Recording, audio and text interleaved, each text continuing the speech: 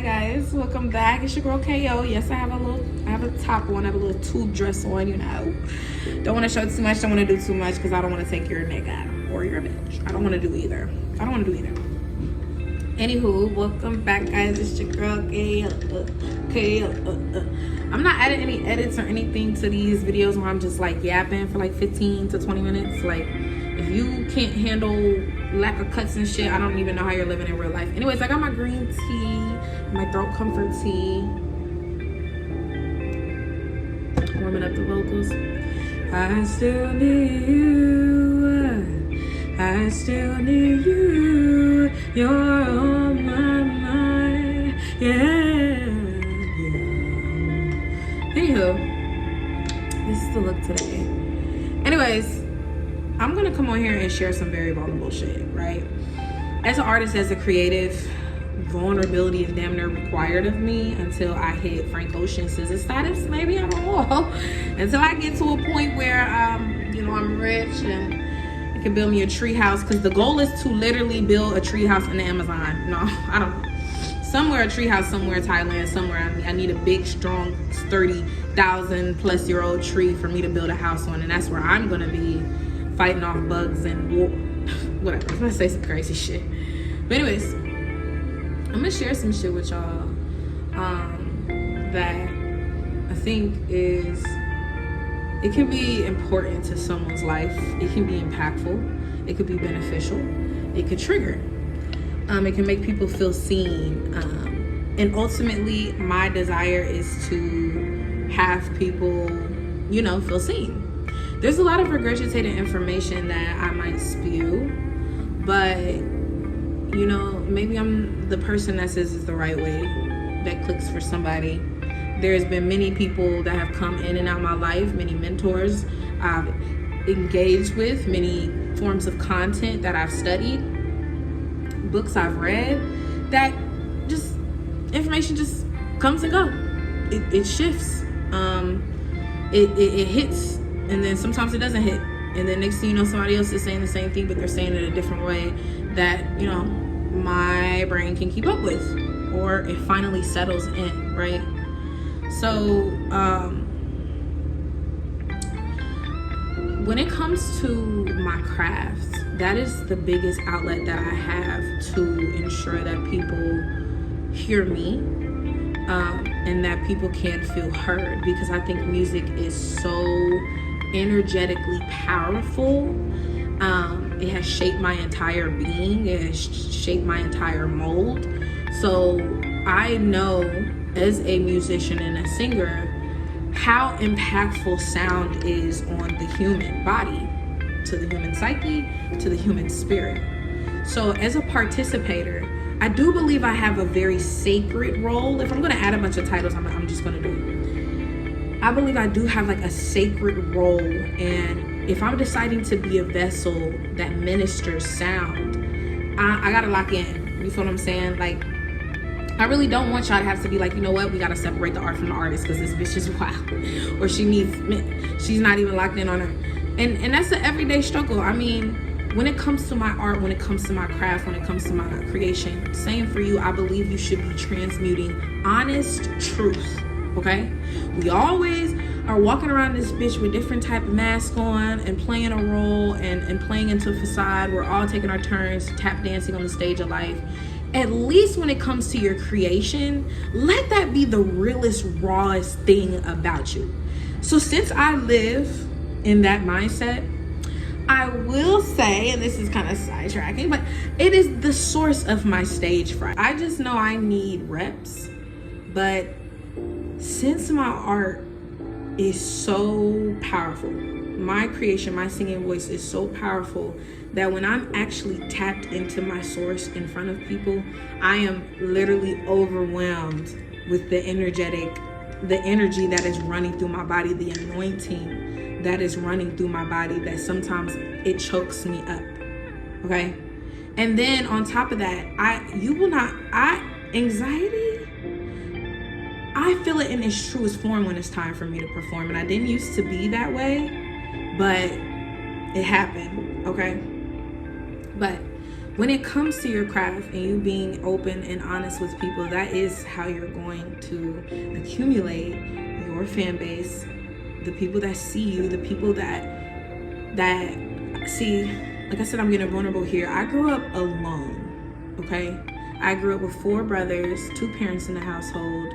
2 of my brothers lived with me. The other 2 like rotated living with us until they just didn't anymore.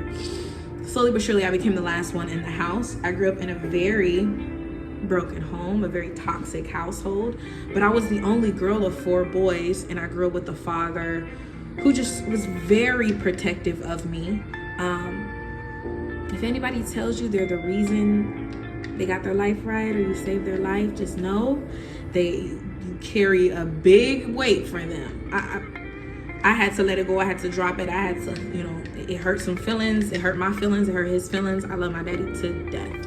But, I grew up alone a lot of my life. Like, a lot of my life I spent sitting in a closet. Sometimes, I have my own apartment. I have my own space now. I am about to move back home. But I have my own apartment. I've been living on my own for 2 years. And I still will go into my closet just to find a sense of security, because that's where I would go. Like, I have my room, but I would go to my closet, a more confined space. I would sleep in there. I would cry in there. I would pray in there. I would scream in there. I would make music in there. I would live my life in there. Talking to my Barbies, to then talking to my posters, to then talking to myself, and so on and so forth, so on and so forth. So, not only did I feel isolated in my own home, I grew up a overweight, gap-toothed, big bunch of hair on my head, bubbly black girl, okay? Very friendly, outspoken, caring, and at least this is how my parents have described me and my family has described me, because I don't remember a lot of my child. I don't remember anything, if you really ask. I don't remember a lot, okay? And sometimes I sit there and I listen to people like reminisce with their siblings, and it hurts my soul so much, because I'm like, I didn't have that relationship with them. I also don't have any recollection of a lot of things, so it's just like, damn, like, But since I grew up alone, I was blessed to have the ability to sing, okay? I was blessed to have the ability to sing, and I've been singing for years, and my creation became the source of my healing in many, many ways, right? Not what saved me, right? But it was my ability to convey truth, right? Of course, I was just singing songs that I would just make up around the house. I did a lot of just like singing around the crib, just making up plays, making up shit, singing in the church choir. I was really too afraid to do any like lead singing things, because I don't have that type of voice. Nowadays people say I do, but I always seen, when it comes to apostolic Christian beliefs, like not beliefs, but when it comes to the apostolic church, we're talking loud, boastful singers, runs and all of that. I'm a very melodic, ethereal singer. Like, I just want to, I'll draw you in, right? That's just my ministry, my anointing. But here, my art gave me, and is still giving me, the mobility to be able to literally live my life. Like, if I am going through shit, I have taught myself to force myself to create so I can get my truth out of my body. Okay? Like, there's no other outlet, right? Since I was isolated, and I'm going back to that point, since I was isolated, I felt isolated in my own home. I tried to run to the world, but like I said, I grew up an overweight, chubby black woman, cap in my teeth, head full of hair, bubbly. I got rejected a lot, okay? A lot, okay? I am a master of rejection. Like, oh my goodness, it does hurt me still, but it's just like the way it's fucked up my brain. The amount of rejection is I tend to pre-reject myself in a lot of circumstances. I literally struggle with imposter syndrome, like to the max.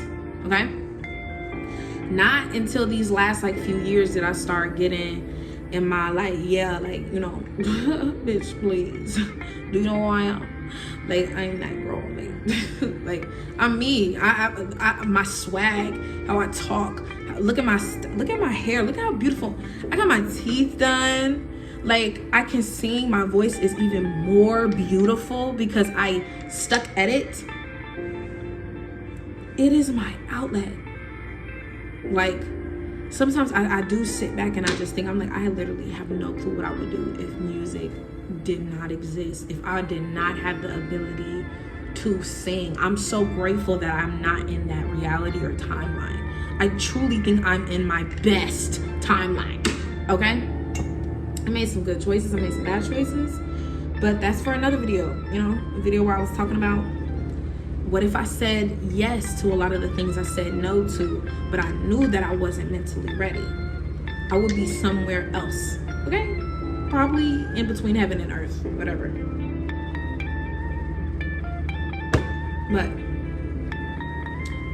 it's not really much of a point I'm trying to necessarily make here in this video. All I'm trying to say is, as an artist, as a creative of music, something that's so powerful. I mean, you hear it everywhere. It is my duty to at least be honest when I'm conveying my art. It's the least that I could do. Everybody lying to you, your nigga lying to you, you lying to yourself, you're lying to your mama, you're lying to the birds in the sky, you're lying, you're masking. I am literally here to rip that shit off your face. I am making a vow today in this video, once my come up happens and this shit comes back to lick my ass, that I will always keep it real. It don't matter how much money fall in my pocket, I'm gonna find a way to connect with the masses the way I need to. I already connect because I'm a human being. It doesn't matter who tries to ostracize me. I got my place in the stars, bitch. That's where I'm at. Y'all have fun on planet Earth. I'm in the stars, okay? Indigo child raised, you already know. But that's all I gotta say. I'm yapping. But thank you guys so much for watching my video. Peace and love, peace and blessings.